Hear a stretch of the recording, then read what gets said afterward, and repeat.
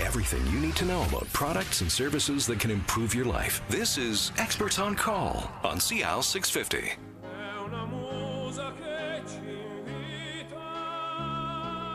Alex, you asked for it. I feel at home here. What can I say? Give me a plate of pasta and it's like my mom's house. That's amore. Alex Limongelli is here. Obviously, you're from northern Italy, right? That's right, from Florence. All right, there you go. So you are a public sector manager at Waste Management. We have Gordon Lee from CMW Insurance. You know any Italian? No Italian. And Drew Kraut is the director of Strata Services from Key Pacific Property Management. I got to say, of all the shows I've hosted, this has been the most fun. We've talked about all kinds of stuff today. So we're going to kind of do a little bit of recap here. Drew, in the strata generally, are things getting better? Like, I'll give you a perfect example. My mother-in-law and her partner, they lived in a house, and they went to StrataLife, and there's always that one strata cop on the strata that watches everything, and they basically, it kind of ruined their experience for them, and they said, we're just going to go back to, they still own the house, we're going to go back to the house. They were planning on renting it out, and is that still a push-pull with many people? Is the rules of living inside the envelope of a strata?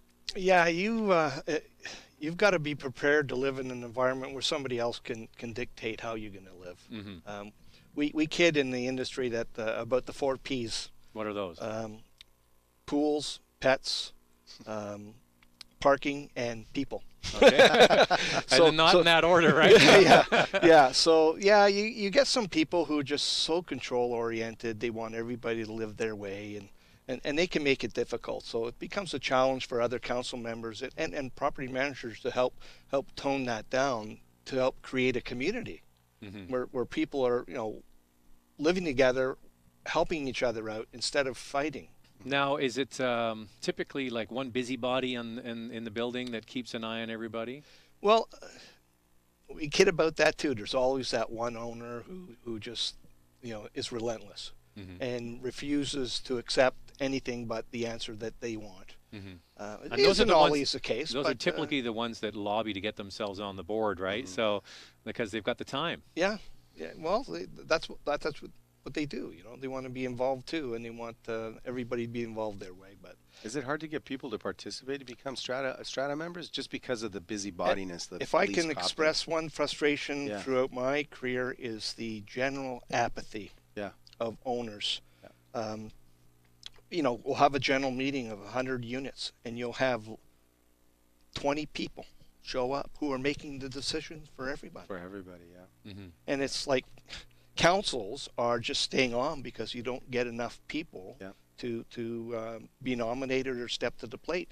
So often you're putting councils in place that they're volunteering.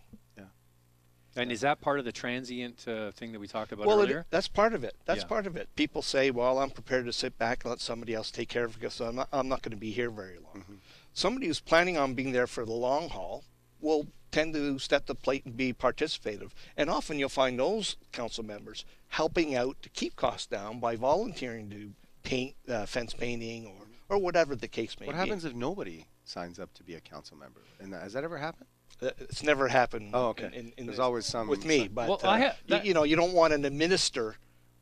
That's the question over. I have. So you have a strata council, but then on top of that, you have the layer of, say, a company like yours, a Key Pacific Property Management. So what are the roles? Where do they begin and end? Right. So what is your job? Your job isn't obviously to run the strata and to decide the direction of the building. Your job is to do what they ask you to do, right? Yeah, and can it work the other way? Can you give advice down to them? Well, I think they look for that too, many of them. The environment has changed a lot. The legal aspects of how they operate is becoming a greater and greater concern for both the strata councils and the property managers. But you hit the nail on the head. Our job there is to action out their directions. They're the board. We're the executive assistant. We'll give advice where we can, but we have to act on direction from them. Now, often they're looking at direction from us, and there's a challenge too. So we can't just sit back and take orders. We got to see what's needed to be done and bring it before them, and help them make an informed decision how to proceed. Whether that be negotiating a contract with a waste removal company, or dealing with the power washer that's breaking your windows, or the insurance company.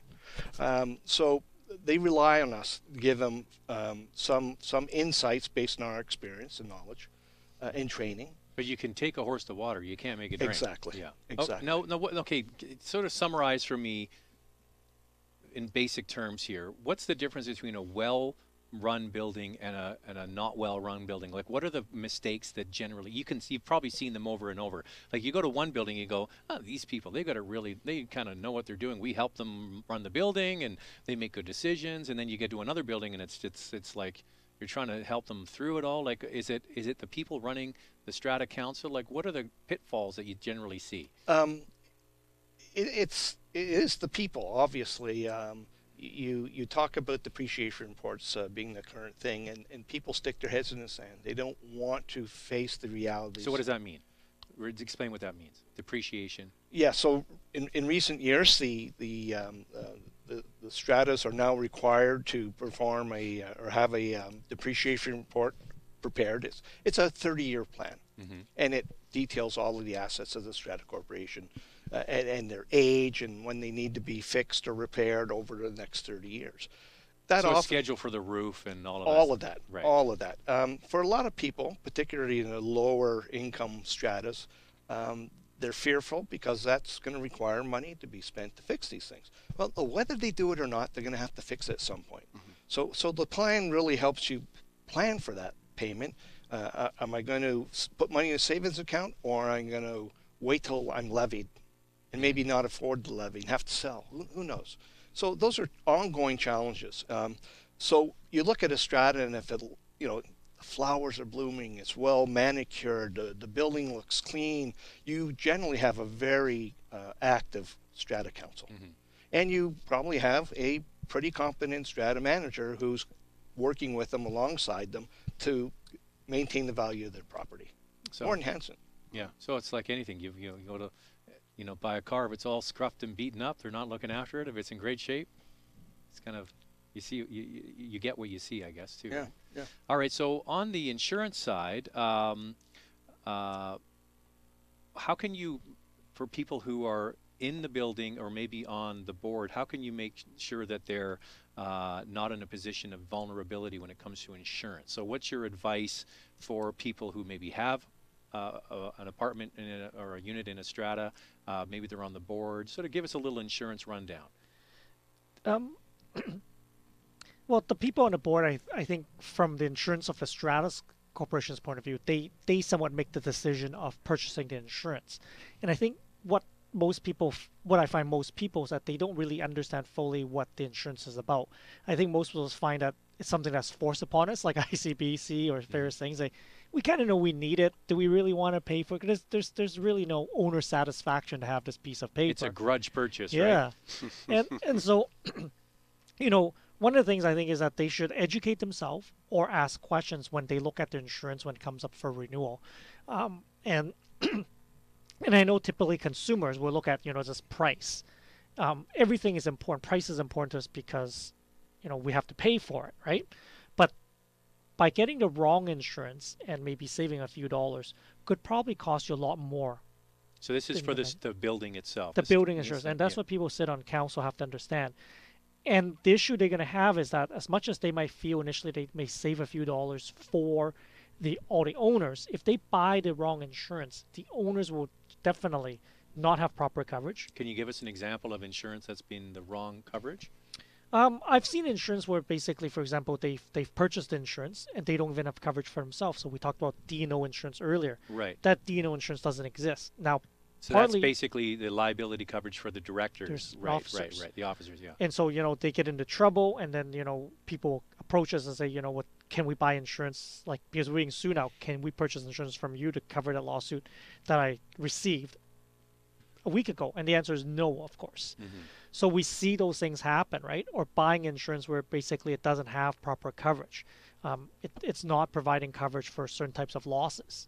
And so they feel they save money up front, but reality is when something happens and they try to make a claim, they find out they're not covered. They're not doing themselves a favor. What's worse is that they made the decision all for all the unit owners. Yeah. So they have responsibility. Well, that's what we were talking about earlier. When you have a 100-unit building and only 20 people are representing all those people, it's you know. Yeah. And it's scary. And I tell people, because I said, you know, if you own your own home, you can make all the decisions you want. Don't buy the insurance. If if you want to self-insure, that's your own property.